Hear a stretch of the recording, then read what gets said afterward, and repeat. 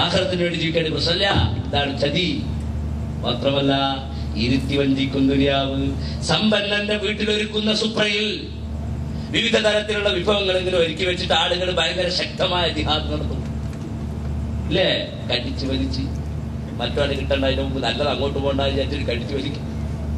പക്ഷേ എല്ലാവരും 10-20 മിനിറ്റ് കൊണ്ട് റെഡിയാക്കിയിട്ട് പോവും.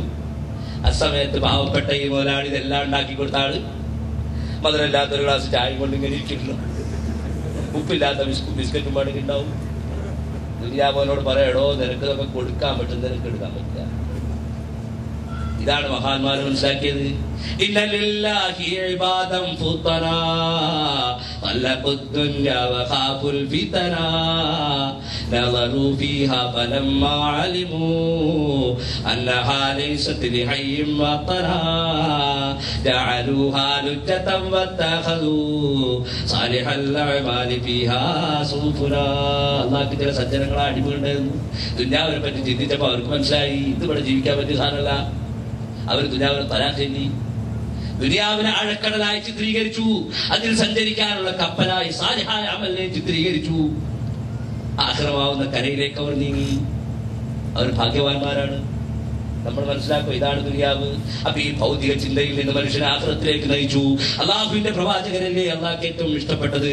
അള്ളാഹുവിന്റെ റസൂൽ അള്ളാഹുവിന് എന്ത് വേണമെങ്കിലും കൊടുക്കാൻ റെഡിയല്ലേ. ആ നബി സല്ലല്ലാഹു അലൈഹി വസല്ലം തങ്ങൾ എങ്ങനെ ജീവിച്ചു? അവിടെ നിന്ന് പറഞ്ഞു, മാലി വലിദ്ദുനിയാ മാ അന ഇല്ലാ കറാക്കിബിൻ ഇസ്തവല്ല തഹ്ത ശജറത്തിൻ സുമ്മ തറകഹാ. ഞാനും ദുനിയാവുമായി എന്ത് ബന്ധമാണ്?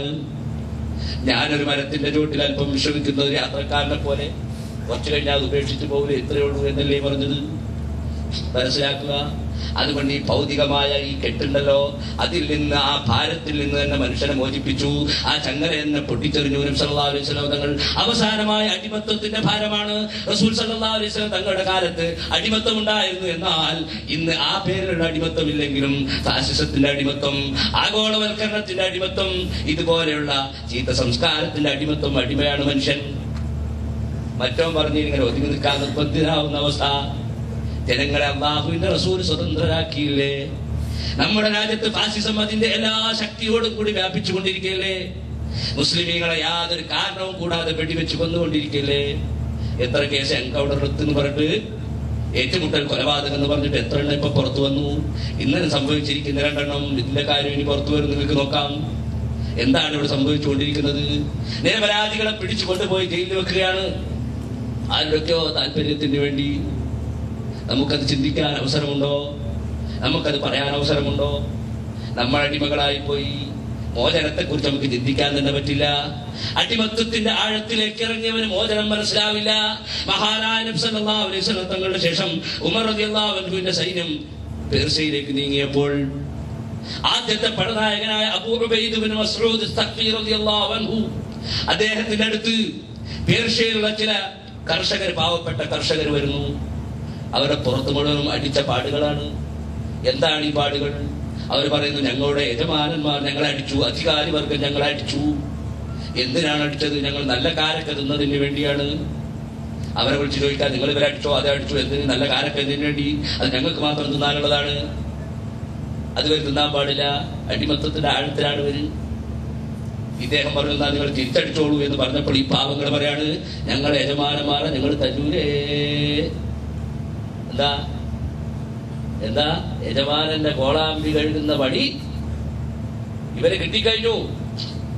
അതെങ്ങാനും മറ്റൊരാൾ എടുത്തിട്ടുണ്ടെങ്കിൽ, യജമാനൻ എന്റെ മാനം കെടുത്തിയിട്ടുള്ള ചിന്തയാണ്. കാരണം എന്റെ പണി മറ്റോടത്ത് പോയി.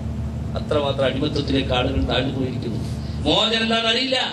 മുസ്ലിമീങ്ങൾ തന്നെ നമ്മൾ തന്നെയാണ് എല്ലാത്തിനും കുറ്റക്കാർ, നമ്മൾ തന്നെ കുറ്റക്കാർ, നമ്മൾ വഴിയെടുത്തടി വാങ്ങാണെന്ന് പറഞ്ഞു. അപകർഷതാബോധത്തിന്റെ ആഴത്തിലേക്ക് മുസ്ലിമീങ്ങൾ പോയിരിക്കുന്നു. അതിലേക്ക് പറഞ്ഞയച്ചിരിക്കുന്നു. കാര്യം പറഞ്ഞു കൊടുക്കേണ്ട ആൾക്കാർ മുഴുവനും മുസ്ലിമീങ്ങളെ കൂടുതൽ അപകർഷതാബോധത്തിലേക്കാണ്. ഇനി എങ്ങനെയാ മോചനം?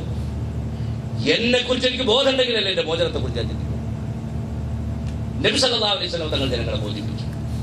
ഓരോരുത്തരും അവർക്ക് അല്ലാഹുവിന്റെ അടുത്ത് അർഹമായ സ്ഥാനമുണ്ടെന്ന് പഠിപ്പിച്ചു. ഭൗതിക താല്പര്യത്തിന്റെ മുമ്പിൽ അടിമകളായി നിൽക്കാതെ സ്വതന്ത്രമായി അല്ലാഹുവിന്റെ ദീൻ തുറന്നു പറയാൻ, റോമക്കാരും പേർഷ്യക്കാരും മുമ്പ് പോയിട്ട് ദീനിന്റെ കാര്യം തുറന്നാൽ പറയാൻ ധൈര്യം കിട്ടിയവർക്ക് എങ്ങനെയാ മക്കയിൽ ആ മരകൾക്കിടയിൽ താമസിച്ചിരുന്ന അബ്രഹത്ത് കഅബ പൊളിക്കാൻ വന്ന സമയത്ത് പഠിത്തവരെ ഈ നോക്കിക്കോ എന്ന് പറഞ്ഞ ഓടിപ്പോയ ആ ജനങ്ങൾ ഇവിടെ നിന്നാണ് ഖുർആൻ കിട്ടിയതോടുകൂടെ ഈ മാറ്റം അവർക്കുണ്ടായത്. ഖുർആൻ കിട്ടിയപ്പോൾ അവർക്ക് മാറ്റം ഉണ്ടാവുകയും ഇതേ റോമക്കാരും പേർഷ്യക്കാരും മുമ്പ് പോയി ഇതാ ഞങ്ങൾ വന്നിരിക്കുന്നതിനാണ് ഞങ്ങൾക്ക് ഒരു ദീൻ കിട്ടി, ആ ദീനോടെ പ്രചരിപ്പിക്കും, അത് നിങ്ങൾക്ക് സമ്മതമാണെങ്കിൽ ഞങ്ങൾ തിരിച്ചു പോകും, അല്ലെങ്കിൽ ഞങ്ങൾ ഭരിക്കും, നിങ്ങൾക്ക് വേണ്ട സംരക്ഷണം ഞങ്ങൾ തരാം, അതിന് തയ്യാറെങ്കിൽ നമ്മൾക്ക് വാഴാണ് മറുപടി പറയാന്ന് പറയാനുള്ള ധൈര്യം ഇവിടുന്നാണ് ആ വിഭാഗത്തിനായത്. മോചിതരായിരുന്നു ഖുർആൻ കിട്ടിയതോടുകൂടെ അടിമത്തത്തിൽ മോചിതരായിരുന്നു. നമ്മളെ മുഴുവൻ അടിമത്തത്തിലേക്ക് വീണ്ടും ആഴത്തിലേക്ക് നയിക്കാം. ആയിട്ടില്ല, പോയിക്കോ.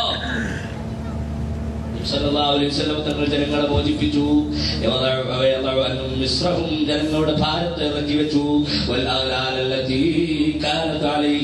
അവരുടെ കഴുത്തിലുണ്ടായിരുന്ന ചങ്ങലകളെ പൊട്ടിച്ചെടുക്കുന്ന റസൂലിൽ നമ്മൾ എന്ത് ചെയ്യണം? അവിടെ ഖുർആൻ ബാക്കി പറയുന്നത് നോക്കാം. ഖുർആൻ പറയാണ്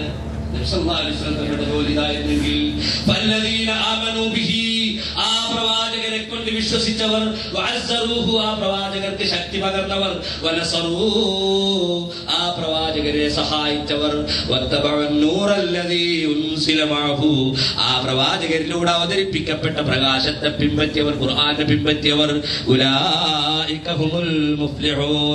അവരാണ് വിജയികൾ. അവരാണ് വിജയികൾ. വിജയിക്കണമോ പ്രവാചകന്റെ ജോലി ചെയ്യണം. പ്രവാചകർ ജനങ്ങൾക്ക് ചെയ്തു കൊടുത്തത് എന്താണ്? നന്മ കൽപ്പിച്ചു, തിന്മ വിരോധിച്ചു, നല്ലതിനെ അനുവദിച്ചു, ചീത്തയെ തടഞ്ഞു, ജനങ്ങളുടെ ഭാരം ഇറക്കി വെച്ചു കൊടുത്തു, ജനങ്ങളുടെ ചക്ര പൊട്ടിച്ചെറിഞ്ഞു. അത് നമ്മൾ ചെയ്താൽ നമുക്കും മോചിതരാവാം, നമുക്കും രക്ഷപ്പെടാം. അവരാണ് വിജയികൾ. ആ വിജയികളുടെ കൂട്ടത്തിൽ രാജാതിരാജനായ റബ്ബ് നമ്മെ പെടുത്തുമാറാവട്ടെ. ആഖിറു ദഅവാനാ അനിൽ ഹംദുലില്ലാഹി റബ്ബിൽ ആലമീൻ.